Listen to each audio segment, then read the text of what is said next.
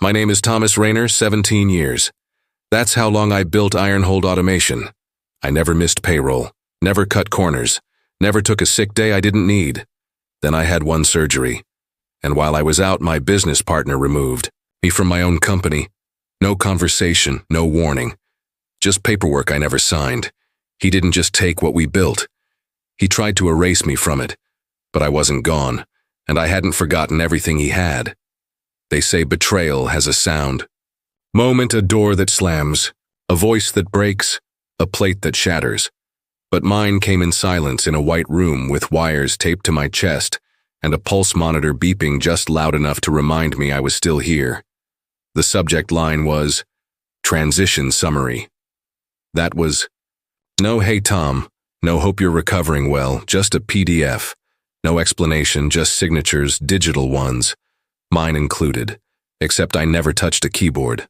I'd gone under for something simple, or so they said, a stent. 3 days under observation. Few more at home. Doctor told me I'd be back on my feet in a week if I took it easy. But when I came back to myself, the company I'd helped build was no longer mine. Not partially, not technically. Fully gone. No call, no board meeting, no handshake. Just a contract trail and a sterile note thanking me for my service and stewardship. I read that part twice. Stewardship, funny word for ownership.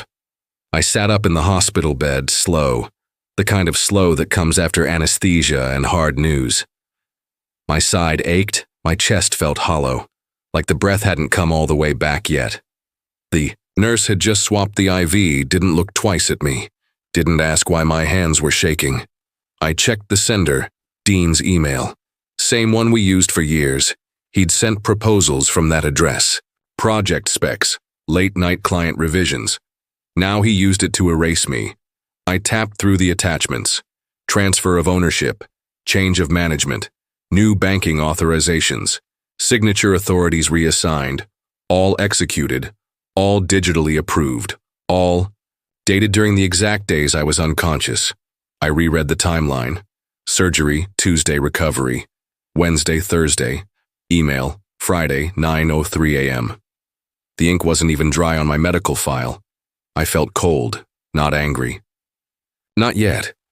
Cold in the way a man feels when the wind gets past his coat and hits the back of his neck, like something slipped in while he wasn't looking. I opened my banking app. The business account was gone. Redirected. Nothing under my name. Nothing. Under Ironhold's old registration, the logo on the app still showed up, but the balance didn't. 17 years, gone with a 4-paragraph memo and a digital trail he assumed I wouldn't trace. Looked out the window. The glass was fogged at the bottom. San Antonio's skyline blurred into the gray of mid-morning. Everything felt distant. Not just the buildings, me. Like I'd been dropped back into a life that was mine in structure, but not in substance. That room was quiet, but my mind wasn't. I started retracing steps. What he needed to pull this off, what systems we'd left exposed, where the pressure points were. Not to fight back. Not yet. To understand. Because when someone deletes your name from something you built with your own hands, you don't scream. You study. Dean hadn't always been like this. At least I didn't think so. We'd met at a job site. I was wiring panels. He was reviewing contracts for a third-party installer. He asked questions. Smart ones. Offered to buy me lunch after the shift. Said he was working on something new. Asked if I'd ever considered doing my own thing. That was 19 winters ago. Ironhold. Started with 3 clients, 2 borrowed vans, and a folding table under a leaky tarp. I wired. He sold. It worked. For a while, it worked damn well. By year 10, we had trucks with our logo on the side, and quarterly books clean enough to show any auditor. By year 15, we had a warehouse, 6 employees, and a reputation that meant something to the people who mattered. We didn't talk about ownership. Much. Not because it wasn't important, but because it was assumed. 50-50. Always had been. Until it wasn't. The beeping from the monitor started to irritate me. Not because it was loud, because it was steady. Steady in a way my life no longer was. I looked again at the email, at the tone, at the signature line that didn't have mine anymore. The thing about betrayal isn't that it hurts, it's that it clarifies. I read through the new company name, Ironhold Holdings, LLC, clever, generic enough to sound legal, familiar enough to be passed off as continuity. He didn't dissolve the company, he rerouted it, redirected clients, redefined structure, reassigned all authority, and he used my name to do it. The clause, that's what came to mind. 2 years ago, we'd applied for municipal credits, incentives tied to job creation and small business investment. One of the requirements, any transfer of controlling interest had to be filed manually, in person, with 60 days public notice. I remembered signing it.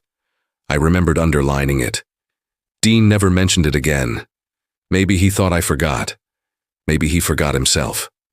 But I didn't. That clause was real, and it was the line he hadn't crossed, not yet because it wasn't filed. Not the way the city needed it to be. I sat back, letting that sink in, not because I had a plan, because I had proof, and that was more than most men get after being erased. I closed the app, put the phone down, breathed in once, slow. Then I turned off the monitor with the call button. Didn't need to hear myself breathe anymore. They say betrayal makes men loud, but for me it did the opposite. Dean thought I was gone, but I'd built the structure he was now leaning on. And 2 years ago, I'd built something else too. Quietly, in a paragraph. Most men skip, and that was going to be enough. I didn't start a company to be a boss. I started it because I couldn't work under people who cut corners, people who measured success in weekends off and awards on the wall. Dean wasn't like that. Not at first. He believed in the long game, in silent trust, in not saying more than you could back up with your work. That's what made us partners. We met under a scaffold during a rain delay. Was running cable through mud. He was reviewing blueprints inside a truck with the engine off. He offered me coffee, asked if I'd ever thought of running my own crew, said he had a few clients, needed someone who could build what he sold. We shook, hands on a Tuesday. By Friday, we had our first install booked, 2 vans. No logo, just 2 names on a state filing and a notebook full of specs. That was Ironhold. Year 1 was survival. Year 2 was systems. Year 3, we hired Brenda, our first office manager. She made everything look like we knew what we were doing. We didn't advertise, didn't pitch. We just showed up and delivered. And that became enough. We didn't have roles, we had instincts. Dean handled contracts. I ran the crews. He negotiated timelines. I solved problems in the field. When something broke, we fixed it. No hierarchy, just pace. We never said the word trust. We didn't have to. It was there in the way he left blank spaces in documents for me to review, in the way I called him before ordering new tools, even when I didn't have to, in the way we kept the company at 50-50, even when we didn't. Need to say it out loud. 17 years. Ironhold wasn't just a company. It was a rhythm. A silent, earned rhythm between 2 men who didn't overpromise. And then I slowed down. It didn't feel like much at first. A cough that lingered. A tightness in the chest after long installs. Nights where I woke up more tired than I went to sleep. I chalked it up to age, to stress, to bad posture and too much black coffee. But one morning, I walked into the warehouse, greeted Carter at the dock, took 4 steps, and the world tipped sideways. I woke up in an ER. 2 days later, I was transferred to the cardiac wing. Arrhythmia. Stent surgery recommended. No immediate danger.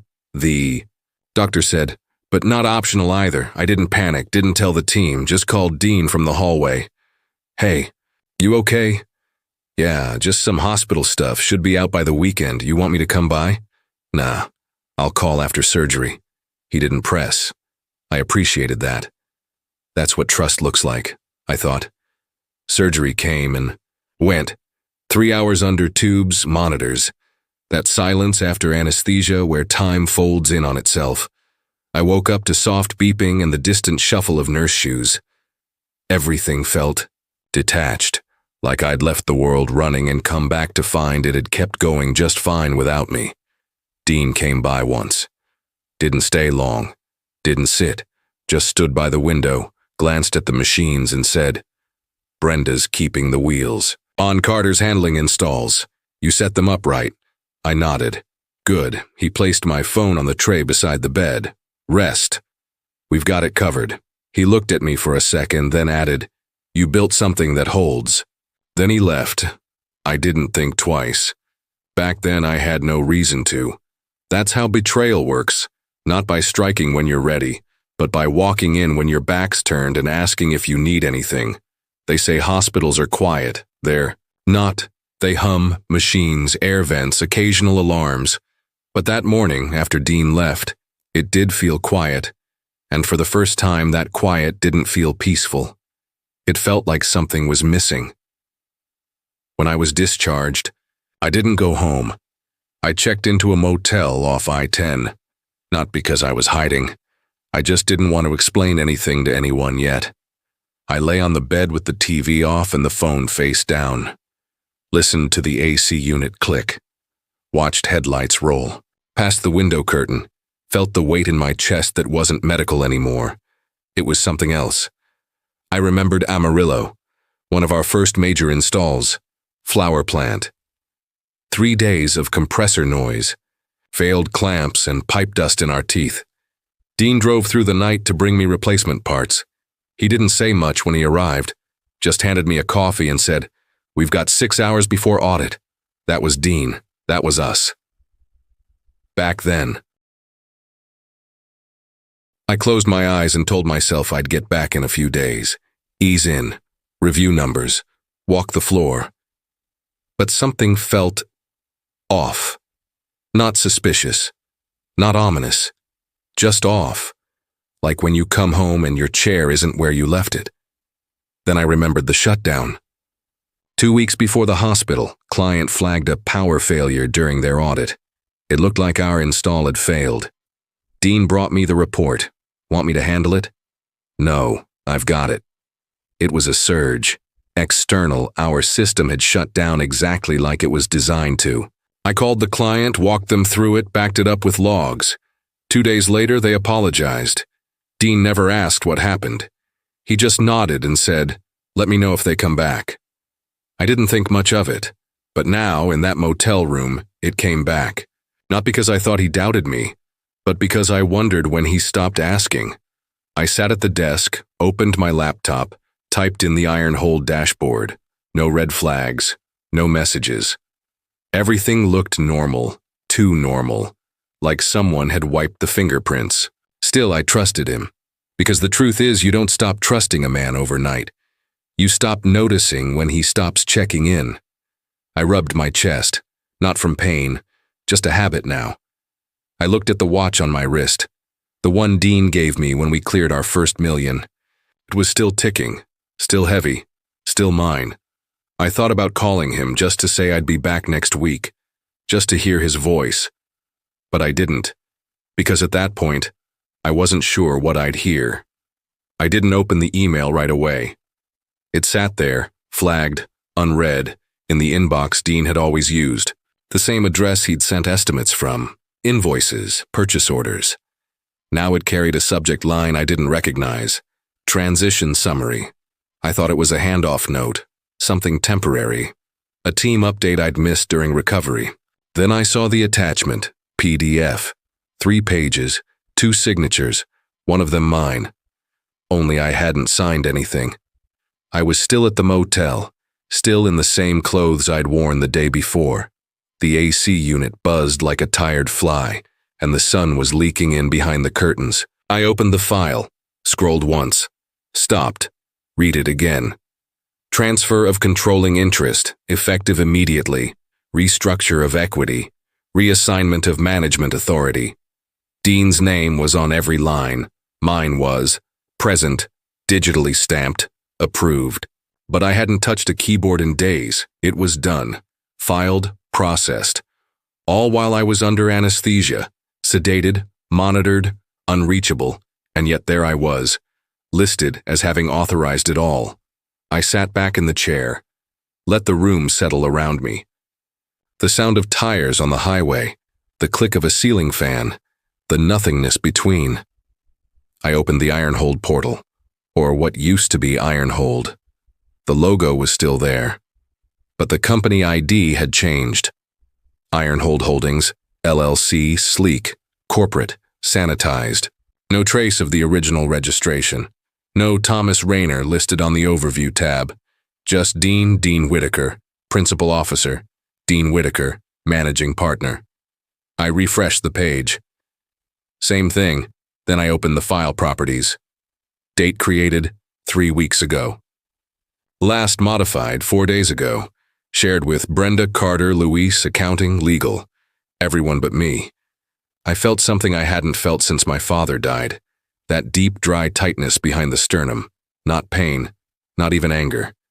Just the recognition that something had been taken, and taken with enough calculation that there was no undoing it with words.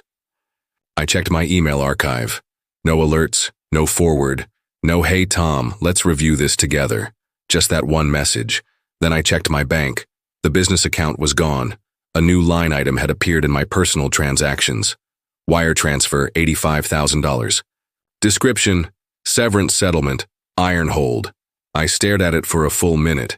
It wasn't generous, it wasn't insulting, it was precise, a number that felt like it had been thought about, then halved. I called Mark Bell. He'd been our legal advisor in the early years. "Tom," he said, "I was wondering when you'd call." "That stopped me. What do you mean?" "Dean reached out last week, said you'd stepped away for health reasons, asked me if I'd review a few filings for the transition." I didn't respond. "You didn't step away, did you?" "No," silence. "Send me everything," I said. An hour later, Mark sent a zip file. I opened it. There it was, the full set of transfer documents, filed under expedited succession. That phrase hit harder than I expected. Succession, as if I'd died. Buried inside one of the older attachments was a clause I hadn't looked at in years. A filing we submitted to the city for a workforce grant, standard at the time. A formality, really. Section C, paragraph 6, any change in ownership structure must be filed in person at the municipal office, with 60 days public notice. No digital-only submissions accepted. I remembered the form. I remembered underlining that part. We joked about it. Dean said it was outdated. I told him, good. Outdated means hard to exploit. I searched the city registry. No such filing. No public notice. Nothing to show Ironhold was being sold, split, or restructured, which meant the transfer in the eyes of the city wasn't valid. Dean had skipped it, not by accident, not in haste. He knew, and he bet I wouldn't notice, or wouldn't care to fight. But he was wrong. I called Brenda. She picked up on the second ring. "Tom, hey, how are you?" "Recovering." "Good." "That's good." Silence. "Brenda, what did Dean tell the team?" She hesitated, then said, "That you stepped back. Said it was mutual, that the transition was planned, just moved up. Do you believe that?" I did. I thanked her and hung up. The motel room felt colder than before. Not because the AC was stronger, because something had finally landed. The kind of weight that doesn't crush, just anchors. Dean hadn't sent a resignation. He hadn't sent an apology. He hadn't even left a note. He just proceeded, with my name in the digital ink. I thought back to the last big install we did together, a warehouse in Corpus Christi. He'd been quiet during the drive down, said he had a lot on his mind. Now I wondered if that was the day he made the decision. Not to betray me, but to proceed without me. That's how betrayal starts sometimes, not with a knife. With a pen, I wrote Mark that told him to pull every file we'd ever signed tied to ownership, especially municipal and state. "Don't do anything yet," I wrote, "just gather. I want to see what he missed, because that's what this was now. Not about getting back, not about revenge, just about seeing it clearly. Tracing the edges, understanding where the knife had gone and so I could learn how deep it reached." There's a moment when pain turns, when it stops being heat and becomes shape, when it stops burning and starts sharpening. That's what the motel gave me, not healing, not comfort, just the silence long enough to hear myself think again. I didn't call Dean, didn't respond to the email, didn't ask him why, because by now the question wasn't why. It was how. I laid it all out across the motel desk. Laptop open, legal pad to the left. Notes on my phone, printouts I'd marked the night before. I wasn't chasing revenge. I was mapping structure. 17 years of decisions, every dotted line, every name on every form. I made a list. Then another, then started connecting the pieces. When you've spent that long building something, you know where the bolts are. You know which ones can't be unscrewed without setting off a chain, Mark called. I've reviewed the filings. He bypassed the city registration completely. The clause, still valid, still on record. That section alone makes everything he submitted technically unenforceable. It won't hold if it's challenged. That's all I needed. I didn't sleep much that night, not from anxiety but from clarity, the kind of clarity that comes when a man stops pretending something can be fixed and starts preparing to rebuild. Next morning, I drove to my sister's. She opened the door before I rang. "You look like you haven't slept." "I haven't." "Good, means you're finally thinking." She stepped aside and let me in. Her guest room smelled like cedar and soap. I sat on the edge of the bed, opened my laptop again, and reread the clause. The wording wasn't elegant, but it was binding. Any material transfer of ownership must be filed physically and posted with 60-day notice at the municipal level. That hadn't happened, which meant Dean had built a tower on a foundation he didn't legally own. I went to the garage, found an old storage bin. Inside, invoices from our first year. The city grant paperwork, 3 pens. One of them still worked. I clicked it once. That sound, small and specific, felt like a decision. At breakfast, my sister slid me a cup of coffee. "You still wearing that?" I looked at my wrist, the watch Dean gave me. "It still works." Maybe it's not about whether it works. I didn't ask what she meant. I already knew. I opened the Dropbox folder we used for Ironhold archives. Most of it had been cleaned out, reorganized under the new company structure. But Dean had missed something. A scan of our original city filing timestamped, signed, including a line I'd added in pen during a late-night review 2 years ago. All revisions must be acknowledged by both partners in writing. His digital move hadn't included that step, not even a forged line, just omission. He thought the silence would cover it. Mark and I met in person the next day. He brought copies. We sat in a corner booth at a diner on the east side. He laid everything out between the salt shaker and the ketchup bottle. "You sure you want to proceed?" "I'm not proceeding, I'm confirming. You don't want to take it to court? No court. You want to send a cease and desist? Not yet. Then what?" I tapped the folder. "We file. Quietly, properly." He nodded. "Manual form? 3 copies. Blue ink. Downtown? Hand-delivered." He smiled, not out of joy, out of recognition. That's how we always did things, with weight, with hands. We drove together to the municipal office. No lawyers, no photographers, no announcements.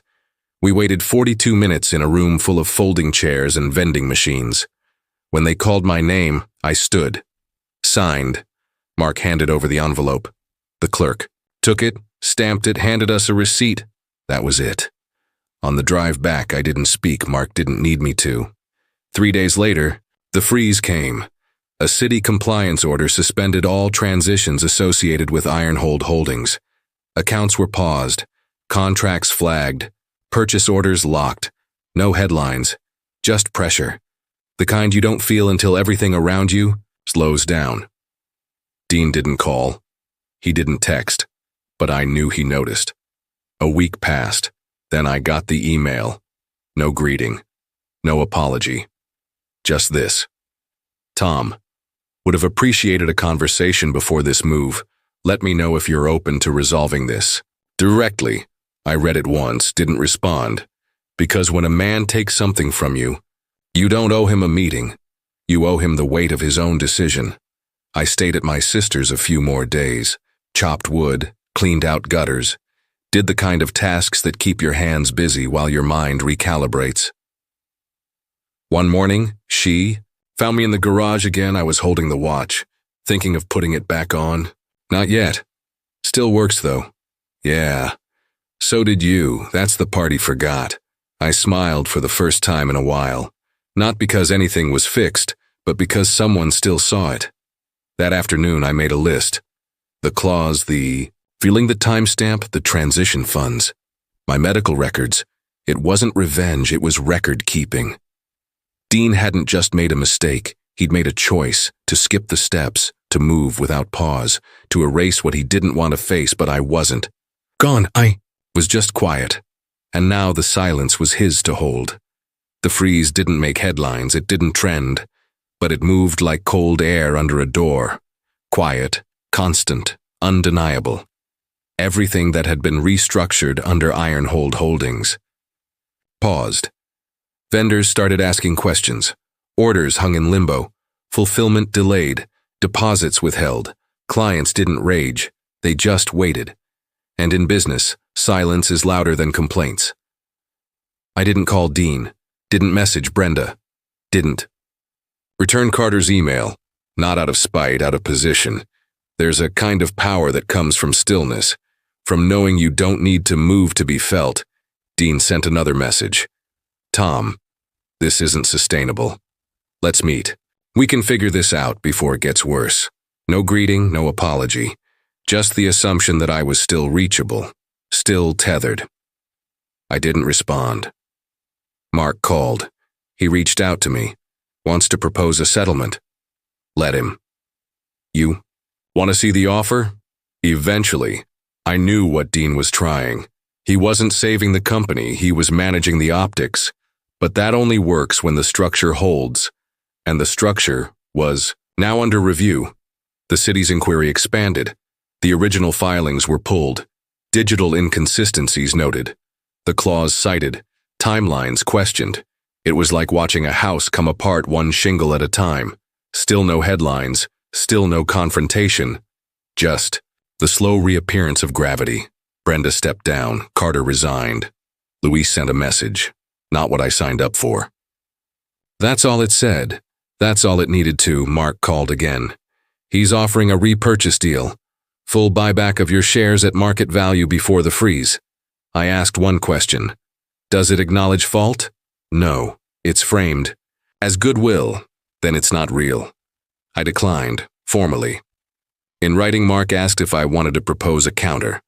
No, I said. Let the review play out. Sometimes you win by standing still. Weeks passed. The board, what was left of it, dissolved. The freeze became a full audit. Licenses were questioned, permits cross-checked. No fraud, no crimes, just failure.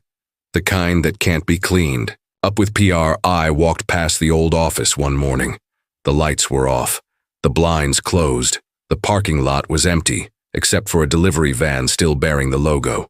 I stood across the street, hands in my pockets, watched as a city official. Taped a notice to the glass door. Administrative. Hold. Pending investigation. No one said my name. That was the best part.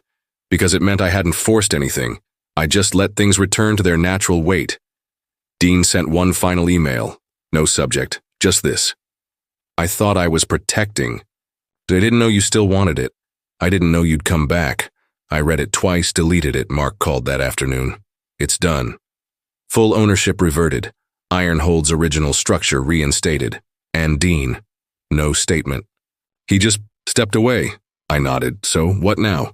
Now it's yours again. But I didn't go back. Not right away. Not to the building, not to the brand. Because the name was still warm with the memory of what had been allowed to happen. I took time. Weeks. Then months. I fixed small engines in my sister's garage. Rebuilt. A workbench by hand. Took apart an old compressor just to feel the bolts again. No logo. No plan. Just presence.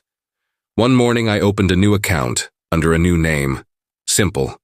Unregistered. For now, just a placeholder. I sent one message to the 3 crew members who never left. Small team, no uniforms, no mission statement, just work that matters. If you're in, come by Tuesday. Tuesday came. 2 of them showed up. We didn't talk much. We cleaned out a rented garage, sorted tools, rewired an old control panel just for the rhythm of it. The city mailed me the confirmation the following week. Reversion of ownership. Complete. No. Contest, no fee, just a stamp. Black ink on white paper. I folded it once, placed it in a drawer, didn't frame it, didn't post it. Some victories don't need display, they just need to be finished. My sister brought out the watch later that night. It's still ticking. So am I. I didn't put it on, just looked at it. It wasn't broken, it just belonged to a version of me that no longer needed it. I left it on the counter, went back to the garage. We were rewiring a warehouse unit now. No branding, no promise, just the sound of tools in motion, and the silence between men who understood why that mattered. He tried to take the name. He tried to take the structure. But he forgot the most important part wasn't written down. It was carried. And I never dropped. You didn't reopen Ironhold. Didn't reclaim the sign. Didn't relaunch with a press release or a new tagline. Some things, once bent, don't straighten the same way again. And I didn't need them to. I leased a bay on the edge of town. Concrete floors, single overhead light, one roll-up door that stuck on cold mornings. It wasn't a shop, not officially, just space. Enough to work. Enough to think. Enough to feel like the world wasn't spinning without me anymore. I brought in a bench I built back in 2011. Still held up. Few scratches. Character, not damage. Like me. I didn't advertise. Didn't even put a number on the door. The people who needed to find me would. And the ones who didn't, well, I wasn't trying to be found. I fixed things. Nothing big. Wiring, and old compressors. Recalibrated systems that other men had forgotten how to read. Sometimes people came in. Sometimes they didn't. The silence was the point. Jacob showed up one morning, used.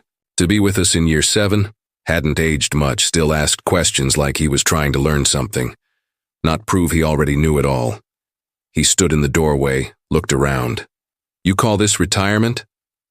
I call it work. He smiled. You hiring? I shrugged. I'm not hiring. That was enough. We didn't talk much after that. We didn't need to. One evening, after a long install, I walked into the back and found the old watch sitting on the shelf. My sister must have left it there, wrapped in a cloth, still ticking. I held. It felt the weight. Listened. It didn't sound like regret. It didn't sound like time lost. It sounded like it always had. Present.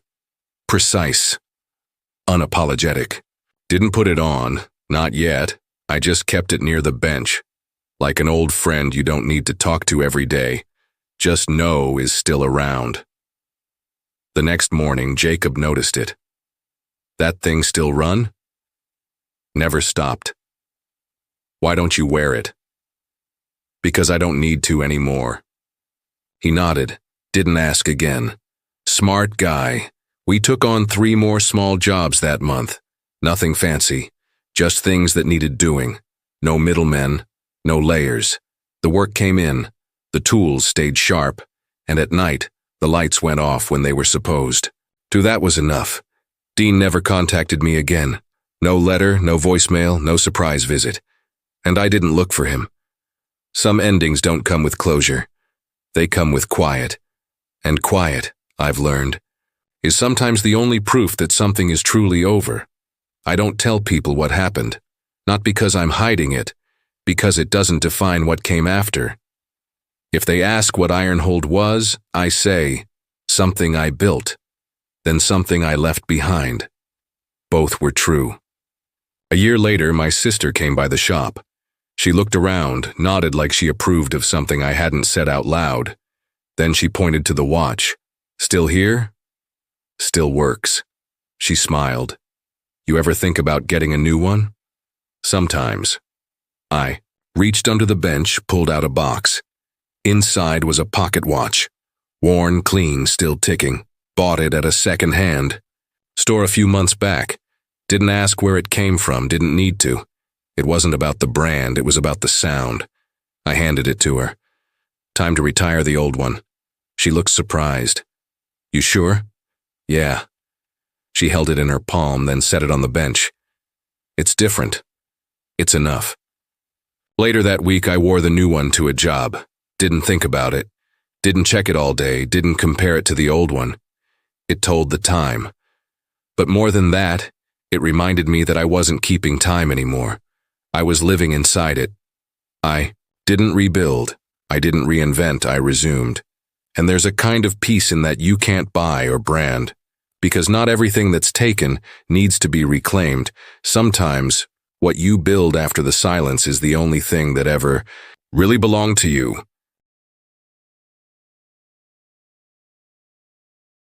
The Gentleman's Revenge isn't loud, but it's always personal. If this felt personal, make it personal. Subscribe now, and don't miss tomorrow's story.